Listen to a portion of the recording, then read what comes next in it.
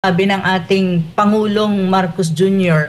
na hindi daw maiiwasan na hindi ma-involve ang Pilipinas kapag nagkaroon ng military escalation, or let us say, to be very blunt about it, na halimbawa magkaroon ng military conflict or war dyan sa Taiwan Strait. I don't agree with him on these things. A country should never interfere in the domestic affairs of another country. So dapat malinaw yun sa ating pag-iisip bilang mga Pilipino at ng gobyerno. Pero at the end of the day kasi, ang problema kasi ngayon sa Pilipinas, if kung may strategic autonomy or may independent strategic thinking ang gobyerno ni BBM, because I can see na parang wala. States basically. So ang tanong mo, paano natin mai-insulate ang Pilipinas sa ganitong possibilities? Kasi ano to hindi to joke. Ito ay seryosong bagay na kailangan nating isipin at kailangan nating tignan kung paano maiiwasan ng Pilipinas magitna sa mga nag-uumpugang malalaking bato. Kasi talagang ikaw ang matitira dyan, ikaw ang kawawa dyan. First and foremost, I think we have to remember that neutrality is a choice. We need to be neutral. You know, the Philippines is neutral. Even when you especially when you talk about the red line, we are neutral. This is our policy. And then recalibrate your foreign policy to be in the middle of everyone. Stop making this kind of statements coming from Gibo, coming from President, from Marcos Jr., and even coming from Brunner. Dapat alam nila yun. Kasi kahit pag sinabi ni Gibo, ibig sabihin, yun ang policy na siguro inuutos din ni BBM. Kasi at the end of the day, si Gibo is alter ego ni BBM. So ibig sabihin, si BBM siya in the person of Gibo. Kasi siya ang secretary ng defense. So may ganon. So stop all of these things. Hindi ba makakaiwas ang isang bansa kung ang dalawang bansa ay merong sigalot at titindi yung kanyang sigalot? Kasi hindi naman ito, meron na tayong halimbawa dyan sa Ukraine and Russia, dyan po sa Israel and Iran, meron din mga kapitbahay na mga bansa din po yan Hindi ba pwedeng hindi masali tayo? Kasi ang nabanggit natin po, nabanggit kasi ng ating Pangulo na hindi maiiwasan na madamay o ma-involve ang Pilipinas sakaling tumindi ang tensyon sa pagitan ng China, Estados Unidos at itong Taiwan. Actually, hindi ako naniniwala dun sa sinasabi ng ating Pangulong Marcos Jr. na hindi daw maiiwasan na hindi ma-involve ang Pilipinas kapag nagkaroon ng military escalation, or let us say, to be very blunt about it, na halimbawa magkaroon ng military conflict or war dyan sa Taiwan Strait. I don't agree with him on these things, to be very frank. Because ako naniniwala na ang kanyang una kasi, ang sinasabi ni Marcos Jr. during the time na na-interview siya sa India, during yung state visit niya sa India na 5 araw, I think, ang tinanong kasi sa kanya is all about yung Pilipinas, if in any case the Philippines will get involved in a military conflict or in any case a war that would break out in the Taiwan Strait, na hindi natin alam kung paano mangyayari yun. Kasi ang sinasabi nila invasion of China sa Taiwan, which is I don't believe in it, to be very honest. Ang magkakaroon lang ng military conflict dyan sa Taiwan Strait if the Americans will be involved. Yun lang talaga yan. Kapag the Americans will not get involved, I don't think a military conflict in the Taiwan Strait will erupt or would explode or to that extent. Pero kasi ang sinasabi ni Marcos Jr., hindi daw maiiwasan ng Pilipinas na ma-involve precisely because of 2 reasons. First and foremost, ang sabi niya proximity because of the geography. The second one, ang sinasabi niya is evacuation daw, or dahil marami tayong mga OFW in Taiwan. That is really a wrong assumption. That's a very simplistic view of looking at the situation. First and foremost, yes, geography. Kasi geostrategic ang location natin. But one thing that you have to remember, it's not only the Philippines ang geostrategic ang location. There are other states that are actually within Southeast Asia na geostrategic ang location. Let for example, Vietnam. But what is the difference between Vietnam and the Philippines at the moment when you talk about Marcos Jr. administration? Unang-una, ang Vietnam is very solid sa kanyang posisyon na independent ng foreign policy niya. Wala silang military troops, wala silang military bases, and they are pursuing their own strategic interests through strategic autonomy and independence. So ganun ang posisyon ng Vietnam. At sinasabi ng Vietnam na when it comes to affairs na hindi sila involved or internal affairs, because Taiwan is an internal affairs of China. It's not something that we should interfere because that is already a violation of what you call internal interference in the affairs, domestic affairs of a state. So basic yan dapat. At saka tayo Pilipinas, we accordingly we adhere to one China policy, which is the basis of what you call official diplomatic ties ng Pilipinas at ng China. So dapat talaga basic yan, hindi ka mag-interfere sa affairs or sa anything that has something to do with Taiwan because Opo. Taiwan again is part of China. Ang sinasabi niya, due proximity, ang due strategic interest ang proximity. No, I don't think so. Mai-involve lang ang Pilipinas kung ang gobyerno niya, katulad ng gobyerno ngayon ni Marcos Jr., choose to be involved and choose to get involved. In a way, ang mangyayari dyan, kasi madadrag ka in a way sa conflict dyan if in any case, of course, we don't want that to happen sa Taiwan Strait dahil ang mga Amerikano nasa Pilipinas. You have the 9 EDCA sites. These are military bases of the Americans facing Taiwan and many of them are located near Taiwan. So in a way, kapag ginamit yan, at saka yung ibang EDCA sites facing South China Sea kasi the sea are connected, talagang madadrag tayo. But not necessarily because we want to. Precisely because sa panahon ni Marcos Jr., pinapagamit niya ang Pilipinas sa mga Amerikano when it comes to military bases, when it comes to military troops, when it comes to deployment of military high-level assets like Typhoon missile system and others, na high-level, high-grade military assets na nakastock sa Pilipinas. Ang tanong, bakit yan nandyan sa Pilipinas? Is it for our own internal defense? Of course not. It is for the strategic interest of the United States vis-a-vis China and to operationalization ng Amerika dyan. One is South China Sea, pero mahirap ang South China Sea kasi maraming claimant states. On the other hand is the Taiwan Strait. So may involve ka lang kung hahayaan ng gobyerno natin na ma-involve ka. At hahayaan mo na maging forward-based ka ng Amerikano over Taiwan against China or maging launching pad ka ang iyong teritoryo. But if the government will not allow that, then we will not get involved. Second point ni Marcos Jr., which I don't agree, is evacuation ng ating tinatawag na overseas Filipino workers sa Taiwan. Yes, I know, marami tayo dyan. I've been to Taiwan many times. I've known Taiwan in terms of its location, in terms of what it is as a region. Marami tayo talagang mga kababayan na nandun, nagtatrabaho, maganda ang buhay nila, nag-earn sila ng malaking pera. However, when you talk about evacuation, it is a humanitarian issue. It is not something that has something to do with war, or it's not something to be used as a basis for being engaged in a war that is not our own making at wala tayong pakialam dyan at hindi natin yan issue, and at the same time, we will not survive if we will be dragged into it. In any case, something happened there. So hindi ako naniniwala kasi ang evacuation is a humanitarian. Ang masusolve mo yung issue na yan by coordination, protocols, and katulad ngayon, di ba? May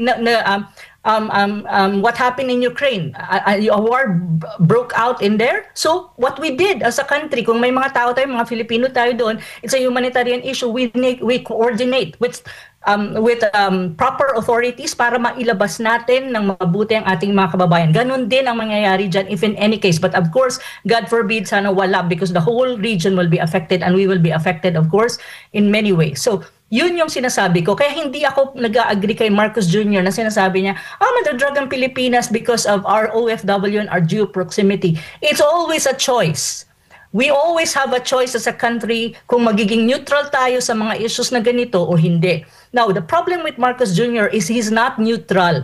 Even in his own thinking, he's not neutral. And he puts the country in that very dangerous position. In the very first place, matutupok tayo. Kasi ang unang titirahin dyan, kapag nagkaroon ng conflict, is syempre, ang Pilipinas, kasi nasa atin ang mga bases na malapit sa Taiwan ng Amerika. So katulad din yan ng Second World War. Why is it that na-drag ang Pilipinas sa Second World War at tayo ang tinira at pinulbos din tayo ng mga Japanese is precisely because before, during that time, the biggest contingent in terms of military arms and military boots on the ground and even military bases during the Second World War was nasa Pilipinas. Kaya tayo din ay tinarget. It's precisely because of that. Then history will repeat itself. Kasi ngayon din, sa panahon na to, makikita mo na ang mga military assets sa Asia Pacific region ay ngayon pinipivot ng United States to the Philippines kasi ginagawa nga tayong proxy and pawn ng Amerika. And even just today, I read a news na nandyan ata sa Pilipinas ang isa sa mga officer or official ng isang defense think tank, American defense think tank, at inaamin niya na ngayon may may defense and military shift focus ang United States from Europe, from Middle East going to Indo-Pacific, which is the Asia-Pacific region basically. At sinasabi nila na they would want to focus on the Philippines and finance the Philippines or put more arms and weapons in the Philippines kasi the Philippines is a geostrategic very strategic ang position ng Pilipinas. Ang inaamin din nila na ang kanilang competitor talaga is China. So you can see, even the Americans, they are not lying about this. They're already giving us the idea na gano'n ang mangyayari sa Pilipinas. Ang tanong lang dito lagi, Jason and Admar, is kung papayag ang gobyerno ng Pilipinas na gawin siyang pawn, gawin siyang launchpad, or gawin siyang forward base. Ngayon, kung pumapayag si BBM, talagang mangyayari sa atin yun. Now, kung hindi siya papayag, at babaguhin niya ang kanyang foreign policy at ang kanyang trajectory ng kanyang foreign policy, then we will be spared from any kind of harm at magsusurvive ang Pilipinas. Ang nakikita nyo po ba rito is China versus Taiwan indirectly sa US? Parang yung kagaya sa nangyari din sa na hindi direkta na ang US yung magiging kalaban kung titindi yung tensyon na sinasabi po ni President Bongbong Marcos. Natanong ko po ito kasi di po ba meron tayong MDT, no? At doon sa MDT na yon, ang sinasabi naman doon kung tayo mismo ang lulusubin or kung lulusubin man yung Estados Unidos, kumbaga may obligasyon tayo na tumulong, no? Parang pero di ko lang alam kung ipagpapaalam pa ba yan sa ating Kongreso ba or sa ating gobyerno. Pero doon, malinaw doon na yung US at kung Pilipinas yung atakayin or yung US, may obligasyon ang dalawang bansa. Pero kung ito, if Taiwan naman yung magiging kalaban ng China rito, may obligasyon ba tayo doon sa may kagaya ba tayong MDT with Taiwan naman, Prof? Actually, hindi dapat tayo ma-involve dyan kasi ang MDT is very specific kapag ang Pilipinas ang inatake. However, ang tricky part kasi ng MDT is like this. It's supposed to be a mutual thing. So, ibig sabihin, kapag inatake ang United States at hiniling ng United States na tulungan, magiging effective ang MDT. So we need to respond kasi treaty ally natin siya. Tsaka may tinatawag ng mutuality ng tinatawag mong MDT. However, ang tanong kasi doon, in the very first place, alam ng United States na Taiwan is an internal affairs of China. So magiging magkakaroon ka ng technicalities dyan na why would the United States be engaged in the internal affairs of China. So that's one technicality when you talk about international law. On the other hand, ang Pilipinas, to be very strict, hindi ka dapat makialam talaga dyan. Kasi unang-unang point dyan, ang MDT hindi sakop yan. Pangalawa is internal affairs yan. So kapag pumasok tayo ma-involve tayo dyan, para na rin nating tinapon sa basurahan yung tinatawag mong one China policy, and at the same time, you violated the basic doctrine in the international relation, even the United Nations Charter, na sinasabi nga na a country should never interfere in the domestic affairs of another country. So dapat malinaw yon sa ating pag-iisip bilang mga Pilipino at ng gobyerno. Pero at the end of the day kasi, ang problema kasi ngayon sa Pilipinas, kung may strategic autonomy or may independent strategic thinking ang gobyerno ni BBM, because I can see na parang wala. So yun yung malaking problema kasi everything can be justified. And one more thing that you have to understand, when you talk about the Mutual Defense Treaty, hindi siya automatic. There's no such thing as automatic dyan. Pinag-uusapan muna yan sa Congress, and as far as the United States is concerned, pag-uusapan yan sa Kongreso kung ano ang mangyayari. Kasi alam mo, very tricky kasi ang sitwasyon ng when you talk about military conflict and war. Hindi natin kasi alam how it starts. Kasi baka naman may miscalculation on the ground tapos hindi ang Amerika ang mag-start niyan, or baka naman ang Pilipinas pa ang mag-start ng fire. So yun yung mga bagay na we need to be very careful kasi baka mamaya hindi naman talaga ang United States ang gagawin nila, sila ang direct na makikipag-engage into a conflict, baka they will use a pawn just like what they have done in Ukraine. Pero dapat kasi malinaw sa utak ng Pilipino na hindi natin problema yan at hindi natin issue yan. We should not interfere in that. Kasi I'm telling you din, one thing that you have to remember, when it comes to the Taiwan Strait question, this is really the red line of China. China will not negotiate, will never blink on this issue. Sabi ko nga, matagal ko nang sinasabi, when you talk about the South China Sea, China will negotiate as much as it can. Pero when you talk about the red line, I don't think so. So, asahan nyo na talagang pag may nangyari dyan, magre-retaliate din talaga. I mean, China will act also based on what will happen on the ground. So, ito yung mga bagay na I don't understand kung naiintindihan ng ating mga officials ng BBM administration o hindi. Or naiintindihan ba talaga ni BBM ito o hindi? Kasi parang feeling ko, it's either two things lang nakikita ko kay BBM. It's either hindi niya talaga naiintindihan ito, anong consequences ng mga sinasabi niya, especially when you talk about interviews, because he is the president. He is the commander-in-chief. Lahat ng sasabihin niya in public, it means policy. It will be construed as a policy or policies. So dapat maingat ka. Kasi pag tinignan ka ng ibang bansa, ang sasabihin nila, that's the policy of the Philippine government or of the Philippines. Then if that's the policy, this is what we're gonna do. So ang problema, sa kanya lang yun. Paano yung mga Pilipino hindi naman gusto? Ang tanong ko, gusto ba ng mga Pilipino ang gera na masali ka sa gera na hindi mo naman alam at hindi ka naman nag-start? And one thing, gusto ko lang din ipasok kasi kanina hindi ko na-mention.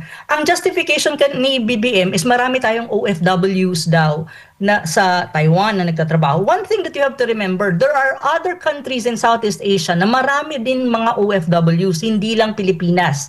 Andyan ang Malaysia, andyan even ang Vietnam, andyan even ang Indonesia. They also have a lot of OFWs. But look, did you hear any head of state of these countries saying the same thing as what BBM have said in that interview in India? No. And they're also geostrategic location. This country are also placed in very strategic location in Southeast Asia, vis-a-vis South China Sea and even vis-a-vis Taiwan Strait. So may narinig na ba kayong head of state na nagsalita, na tulad ng pagsasalita ni BBM sa mga interviews niya? Wala pa. Because these are sensitive issues na dapat maingat ang isang presidente, ang isang commander-in-chief, magbigay ng pahayag at magbigay ng kanyang mga statements. Kasi it will be construed as a policy or policies ng ibang bansang nakikinig. Lalo na nung bansang pinapatukuyan niya. Now, ang tanong ko rin is, ano ba talaga ang gusto ni BBM? Gusto ba niya talaga ang gera? Oh my God, I'm not kidding. The Philippines will disappear in the map if that's the case. Prof, ito bang naging pahayag ni Pangulong Marcos Jr. ay bilang isang geopolitical analyst ay nakita nyo na noon pa na ganito ang magiging pahayag ng Pangulo? Magandang tanong yan, Jason. This is the first I think not necessarily the first time na narinig natin ito, ngunit ang packaging lang ng pagsasalita ang naiba. Pero narinig na natin ito sa AFP chief natin, 'di ba? Si Brunner before few months back, I think. But this year, I think, kasi sinasabi niya that the Philippines at ang mga hindi exact words ng sinabi niya, but ito yung meaning ng sinasabi, yung essence ng sinabi niya na ang Pilipinas ay dapat maghanda. It's precisely because pag nagkaroon daw ng eventuality in the Taiwan Strait, the Philippines will get involved and because of the quote-unquote evacuation of our how do you call that, of our OFWs. Kaya nga nagkaroon sila, 'di ba, ng diyan sa may Batanes area, which is very near to Taiwan, nagkaroon sila diyan ng mayroon diyan tinatayo actually na US military outpost, tawag nito a port. But it's actually funded by the United States, I think, from what I know. I'm not sure if, correct me if I'm right, but that's what I know. And at the same time, nagkaroon din ng secret na mga dealings with the Taiwan, quote-unquote, government na regional, kasi it's a region, the provincial government, nila doon ng secret, how do you call that, security arrangements or kind of engagement between our Coast Guard and their Coast Guard, and even security personnel. Now, may nag-travel pa papuntang Taiwan na nakipag-usap na nagalit nga actually si Lazaro on that because that is compromising the One China policy. I've read the report. So I kind of know these things. So ang sinasabi ko, hindi ito bago. Si BBM, nasabi lang niya yan dahil alam na niya yan at hindi niya siguro alam paano i-package ang sasabihin niya doon sa interview niya. But this is not a new thing. We have already heard it from Brunner before, few months back, and also there are reports na may mga sekretong dealings ang Philippine government under the president's within the presidency of Marcos Jr. with the Taiwan quote-unquote regional or provincial authorities na may kinalaman sa security, which is actually a violation of what you call One China policy. Kaya ang China, ano talaga dito, parang, actually inis na sila dyan, pero they control themselves and they're really exercising what you call extreme restraint. Pero this is one thing that I cannot, when it comes to these things, we need to be very careful kasi, oh my God, ang problema ng Pilipinas is just because you have, it's like this, no? Parang feeling kasi ng Pilipinas is para tayong isang maliit na insekto na nakatungtong kunyari sa isang kalabaw. At feeling naman natin tayo ang kalabaw. Ang kalabaw is referring to the United States being the superpower. Feeling natin tayo ang kalabaw. Hindi. Tayo yung maliit na insekto na kunyari lang nakatungtong sa kalabaw. Pero ang kalabaw, pag yan may sarili siyang strategic interest, kapag nagkataon, iiwanan ka rin yan kapag nagkagit-gitan na at naiipit na siya sa sarili niyang interest. At hindi na feeling niya, you're already, hindi na kita kailangan, bahala ka na sa buhay mo. And there are a lot of examples in the world that you know, itong examples na to na magpapakita kung ano talaga ang United States when it comes to these geopolitical issues. Andyan ang Vietnam, andyan ang Afghanistan, andyan ang Syria, andyan ang Ukraine, at so many others. Andyan ang Iraq. So, dapat maging tanda ito sa mga Pilipino at maging maingat tayo when it comes to these issues kasi we're not a big country, we're a small country, we're struggling, at ang dami nating mga domestic na mga problema na dapat siguro unahin muna natin yan, palakasin muna natin ang ating ekonomiya at ating, at isolve natin ang korupsyon sa Pilipinas before pa natin i-insist yung sarili natin na maging part ng gulo na hindi naman nating gulo. So Jason, it's not the first time. We heard about this. There are manifestations on it. Ang tanong lang ngayon is, bakit hindi naaayos ito at bakit hindi ito nako-correct? It's precisely because probably that is really what Marcos Jr. wants. Siguro, ito rin ang dikta sa kanya ng kanyang mga friends na mga Amerikano. Na ito yung ito yung gagawin natin, ito yung sasabihin mo, ito yung talking points mo. Yes, Prof. Yun yung basa ko eh. Prof, with this, hindi ba mas makakabuti po sa Pilipinas na manatiling neutral at magtulak po ng peace dialogue sa halip po na magmukhang kalyado sa isa sa mga nagbabagayang superpower? And with this po, ano kayong alternative na strategy na pwedeng gawin ng Pilipinas para manatiling neutral, ngunit handang ipagtanggol ang soberanya bukod po dito sa pagkiling o sa pag-asa po ng sa military presence ng Estados Unidos sa Pilipinas? Okay, very good question, Jason. First pala kanina, yung kanina pala nakalimutan ko na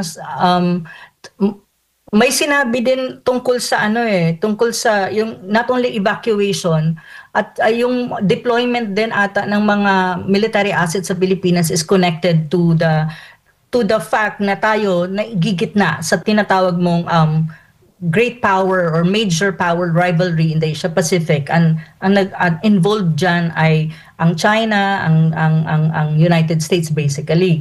So ang tanong mo, paano natin mai-insulate ang Pilipinas sa ganitong possibilities? Kasi ano to hindi to joke.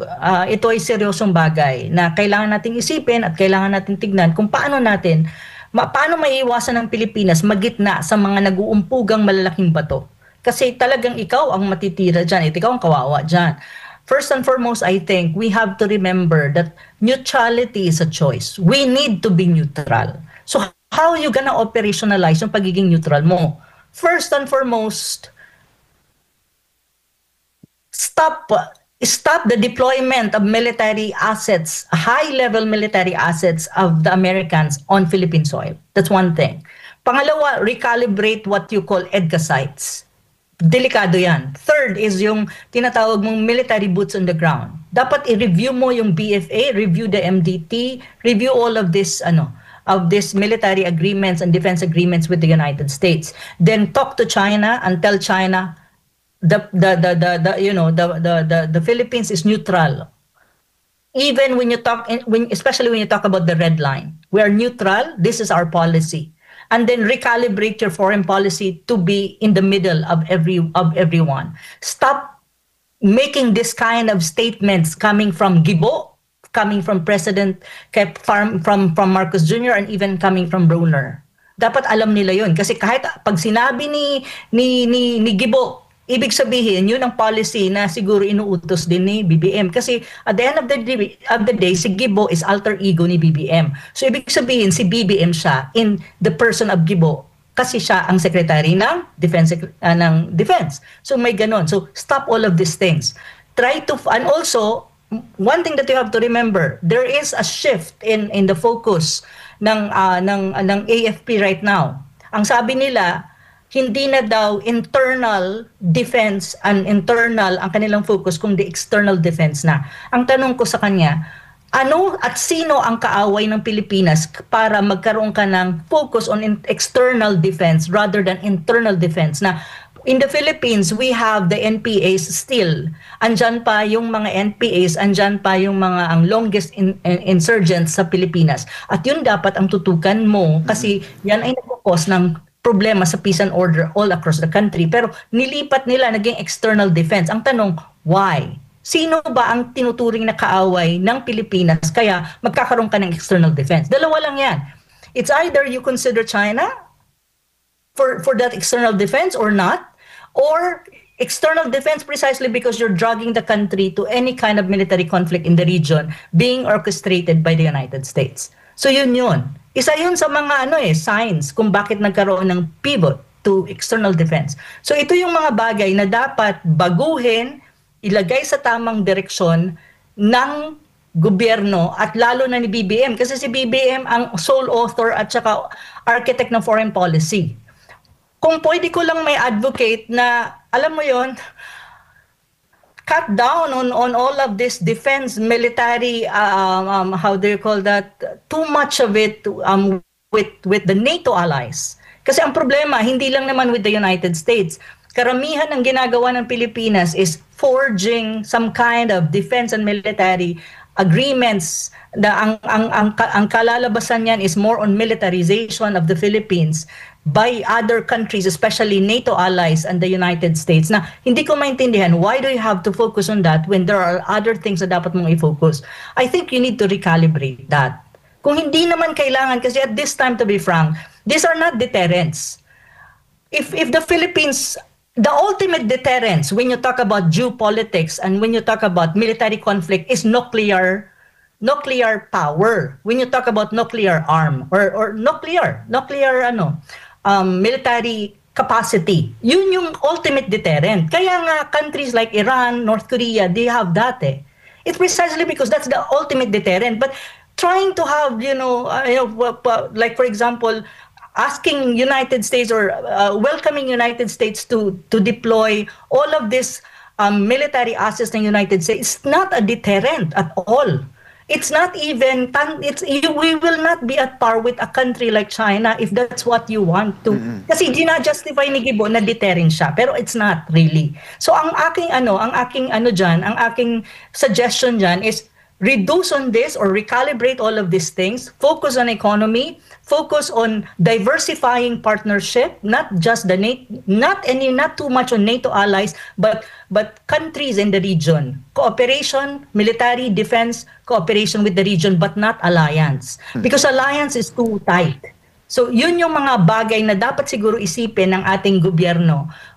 At yun ang kanilang bigyan ng focus. Hindi yung tipong Yes, Prof. para na tayo 51 state of the United States sa sitwasyon natin under a BBM government. It's not good for us.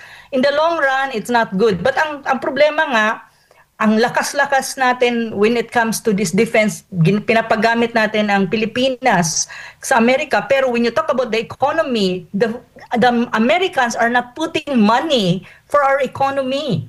Actually, ang ginagawa nila, they are extorting resources from us dahil dyan sa tariff trade war at saka sa open market policy na ini-impose ni Trump. So, napaka-lopsided ng sitwasyon at relationship natin with the United States. BBM, kung talagang gusto niya at mahal niya ang Pilipinas, itama mo yan, balansehin mo yan. Because that's the only way for the country to survive in the long run.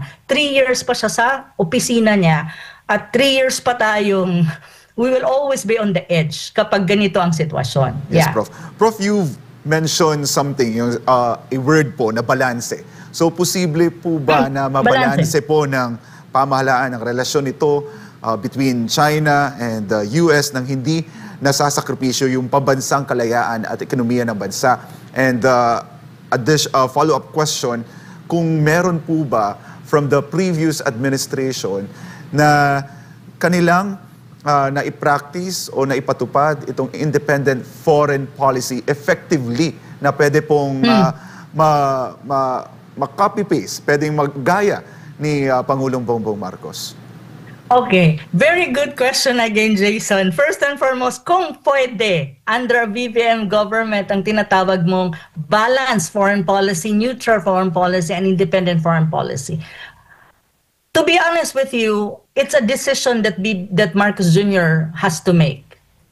Nasa kamay niya yon kung gagawin niya. Pero at this time, ang foreign policy ng Pilipinas is not balanced, is not neutral, it's not independent. It's really under the thumb of the United States. That's really the reality of the situation. Now, ang tanong mo kasi sa akin, kung kayang gawin. Well, there's nothing impossible in this world. Kung kayang gawin, kaya. Pero it takes a political will, a strong political will on the part of the president to put it neutral, to turn the tide into neutrality. Na from this side, punta ka sa gitna, declare neutrality and balansehin mo. And then talk to China and then, negotiate with China kung ano yung mga issues mo with China. And then tell China that, we will be neutral on these issues. And again, but you need to have the political will to do that. And the question is, may political will ba si Marcos Jr. to even do that? Because at the end of the day, it's his decision, it's his responsibility, and he is the sole author of foreign policy. So nasa kanyang kamay yan. Pero ang tanong mo sa akin, kung pwede, pero it depends on him. Nasa kanyang kamay yan. Ang tanong nga sa mga Pilipino at sa atin, tanong natin, ano bang tingin natin kay Marcos Jr.? May political will ba o wala? Yun ang malaking tanong. Kasi sa akin, I don't see him having that political will. Now, well, it's up to Marcos Jr. to prove me and other people wrong. Kung talagang may political will siya, then he needs to do something about this. Yun yung sagot ko sa first question mo. Sa second question mo, kung ang previous administration ni former President Duterte na-implement ang tinatawag natin independent foreign policy, yes. I would say yes. Because anong manifestation doon? We have, ang relationship ni Digong with the United States was not perfect. And what's not really it's not really rosy in every sense. But there was that relation. In a way, we had a very, what you call civil relations. Parang, civil lang na relasyon with the United States na there are still, communication, partnership, and anything. Kasi makikita naman yun. Trump was the president at that time, tapos si Duterte president. Makikita mo, good ang kanilang, mayroon silang rapport, they talk, and in a way, we had that kind of calm relationship with the United States, but the United States cannot dictate our foreign policy during the time of President Duterte. That's one thing. And then we have good relation with Russia, and it was very evident. We have good relation with China, and it was evident. And also we had good relation with India and the rest of the South China, the rest of Asia Pacific. And relatively speaking, the South China Sea dispute was very, how do you call that? Hindi ko sinabi na walang challenges. There were challenges, may mga nangyayari din, pero hindi siya tulad ngayon na every now and then may nangyayari dyan na minsan hindi mo alam, baka na lang may miscalculation dyan, it will escalate into a military conflict. Hindi ganon ang sitwasyon ng time na yon. And one thing that you have to remember, during the time of Duterte, ang mga mangingisda sa Scarborough Shoal ng mga Pilipino nakakapangisda kasi meron silang tinatawag na parang understanding between the two governments na okay, alam nating may conflict dyan, pero please, let's behave as let's behave as rational actors, and okay, pwede bang mapangisda yung aking mga tao dyan sa Scarborough Shoal? Nakakapangisda before, during the time of Duterte. Pero ngayon, no, walang ganon. So yun yung sinasabi. Pero ang tanong kasi, may political will ba si Duterte during his time na gawin ang dapat niyang gawin at sabihin niya na okay, in my administration I have to have this independent foreign policy, I have to be neutral, I have to have good relation with every major power na mayroon ang mundo katulad ng United States, China, Russia, and all. Yes, he had that political will. Don't forget, Duterte was also under pressure by the Americans. I know these things because I have good American friends who were before working in Washington, and I discussed this with them. Yes, there were pressure on Duterte na, ipivot, talagang maging leaning ang foreign policy niya towards the United States. But Duterte had that political will saying na no, kami ang magde-decide kung ano ang gusto namin para sa bansa namin when it comes to international relations. Hindi kayo, kami to. So he had that strong political will, and it happened. I'm not saying that it was a perfect independent foreign policy, but to say the least, it was independent in many ways. So yun yung kaibahan noon at ngayon. So ang tanong ko, babalik ko, yes, with the 3 years in office ni BBM, there is still time to put everything in a right trajectory, to spare the country from any military conflict in the region, and also to preserve your what you call strategic autonomy and sovereignty, yet you still have good relation with everyone and equidistant sa major powers na naglalaro sa Asia Pacific. Kaya, pero ang tanong, may political will ba si BBM to do that? Strong political will is needed. Second, would BBM be willing to do that? Kasi ang problema ni BBM, he needs the Americans for him to survive. Without the Americans, there's the possibility magka-crumble ang kanyang gobyerno. So yun yung problema niya. Ngayon, nasa kanya yun. Kung ako ang tatanungin mo, pwede. Pero ang tanong, kaya ba ni BBM gawin yun? Yun yung tanong. Kasi during the time of Duterte, he was really strong as a leader, and he had that political will. And yun ang kailangan ng isang leader. Yun yung kailangan mo bilang isang leader. Kung kaya mo. Yun Prof, yun. Alam naman, ito panghuling tanong na lang po bago ko po ibigay ulit kay kapartner Admar. Alam naman po natin talaga na yung sole author ng foreign policy ay ang presidente. Especially po sa yung mga relasyon natin sa mga iba't ibang bansa. Presidente po talaga ang may decision yan. Pero ano po kaya ang magagawa ng mga ordinaryong Pilipino? Maghihintay na lang po ba tayo? Ano po ba yung pwedeng gawin natin para maipromote natin yung interest ng Pilipinas, at the same time promoting good relationship with the other countries and promoting peace with internal and external po?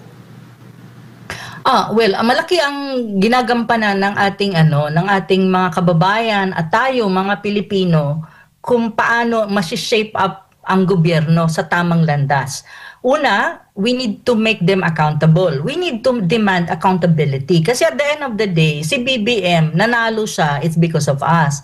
At ang accountability niya nasa atin, hindi nasa United States, nasa Pilipinas at nasa mga Pilipino accountability ni BBM. Sa lahat ng policies niya, may it be domestic or external policies vis-a-vis the world. So, dapat tayo, alam natin yung mga nangyayari and we make them accountable. How are we gonna do that? Well, of course, by expressing our freedom of expression, freedom of speech, that's one thing. So, we should exercise what you call active citizenship. Makialam tayo sa mga nangyayari sa bayan at mag-express natin kung ano na ba talaga ang nangyayari sa Pilipinas at anong experience natin sa mga nangyayari. At mag-express din tayo kung we are in favor of some policies ng gobyerno or not. Like for example, ang foreign policy. Kasi very important yung foreign policy. The Philippines is not an island. Kung anong nangyayari sa buong mundo, kapiktado tayo at kung anong moves natin na maaapektuhan din yung ibang bayan. So, dapat ganon ang gagawin natin. Pangalawa, so yun yung I think very important sa mga Pilipino. You have to, express that what you call active citizenship. Well, we have 3 years to go under a BBM administration. Ang susunod nating panahon para sa mga Pilipino na maging ma-exercise mo yung tinatawag mong yung supreme power ng mga Pilipino is through votes, yung voting process. So 2028 pa yon. So siguro ngayon makikita natin ang sitwasyon ng Pilipinas, alam naman natin kung sino mga nakaupo sa gobyerno, isipin natin ito yung mga tulad nila. So the next election, which is a national presidential election, siguro naman natuto na tayo, no? At gagamitin na natin ang sarili nating right to vote in a way na talagang would make would create change, a real change in the country. Yung clamor natin before 2026 that we want to have a change, kaya nga na-elect si Digong, dapat siguro ibalik natin yung ganung passion by 2028. Now, we really need to have that change in the Philippines na hopefully magtuloy-tuloy. Kasi ngayon na-disrupt. Kasi itong si BBM, ang continuity promise niya, lahat naman ibinaliwala niya. Ito yung problema niya. Ang pangatlo siguro, bilang mga Pilipino, siguro we also need to promote peace inside the country and even externally. Externally, I think, we need, one thing that we have to remember, the strength of a state-to-state relation, yung country-to-country, government-to-government relation. Ang foundation kasi niyan is people-to-people relation. Like for example, when you talk about the bilateral relation between China and the Philippines, very challenged, very tension-driven because of the South China Sea and other issues. May conflict sa state level. Pero siguro bilang mga Pilipino, we can be good friends with the Chinese as people. And we can have different exchanges in tourism, academics, even cultural, food, anything that between people. Kasi kapag matibay ang relasyon din ng mga tao sa tao, kapwa sa kapwa, in a matter of time, titibay din at gaganda din ang relasyon ng state-to-state relations ng dalawang bansa. Kasi ang foundation talaga niyan is people-to-people relation. However, ang mahirap lang ngayon, syempre, iba yung palisiya ng BBM government, very antagonistic to China, but still at the end of the day, nababalanse kasi yung antagonism ng Philippine government to China kapag ang relationship ng mga Pilipino to the Chinese in terms of people-to-people is very good. So, nababalanse naman. So, kailangan din natin gawin yan na, we have to show to the world na the Filipino people are peace-loving, courteous, respectful, and we're intelligent people, that we know also that, our government, sometimes we don't agree with the government's policy. So makikita din naman yan ng mga ibang lahi, tulad ng mga Chinese and even other nationalities. So dapat ganon.